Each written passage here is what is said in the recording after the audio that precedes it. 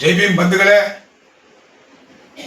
ಕಾರ್ಮಿಕ ಇಲಾಖೆಯಲ್ಲಿ ಕರ್ನಾಟಕ ಸರ್ಕಾರ ಕಾರ್ಮಿಕ 16,000 ಕೋಟಿ ಹಗರಣ ಆಗಿದೆ. ಭ್ರಷ್ಟಾಚಾರ 16,000 ಕೋಟಿ ಟೆಂಡರ್, ಈ ಕಾರ್ಮಿಕ ಟೆಂಡರ್ನಲ್ಲಿ 16,000 ಕೋಟಿ ಹಗರಣ ಆಗಿದೆ ಅಂತ ಎಲ್ಲ ಮೀಡಿಯಾನಲ್ಲಿ ಬರ್ತಾ ಇದೆ. ಬಿಜೆಪಿಯಿಂದ ಕಾಂಗ್ರೆಸ್ ಸರ್ಕಾರ ಮಾಡಿರೋದು, ಇವ್ರನ್ನ ಏನೂ ಕೇಳಿಲ್ಲ. ಬಿಜೆಪಿ ಅವ್ರನ್ನ ಹಂಗೆ ಎರಡು ಪಾರ್ಟಿನ ಬೋತ್ ಪಾರ್ಟಿ ಕಾಂಪ್ರಮೈಸ್ ಈ ವಿಚಾರದಲ್ಲಿ. ನಾವು ಲೇಬರ್ಸು ಕಾರ್ಮಿಕರು ಬೀದಿಯಲ್ಲಿ ಬಂದು ಹೋರಾಟ ಮಾಡ್ತಾ ಇದ್ದಾರೆ.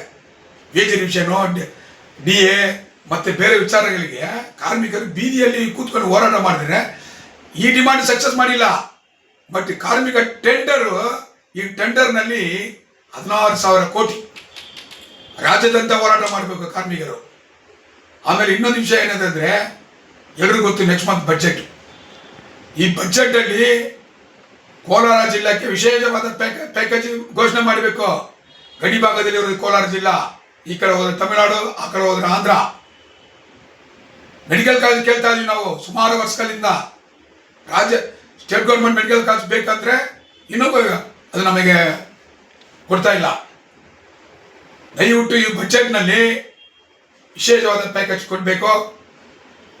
ದಲಿತರು 3 ಮೀಸಲು ಕ್ಷೇತ್ರ, ಲೋಕಸಭಾ ಕ್ಷೇತ್ರ ಅದನ್ನು ಮೀಸಲು.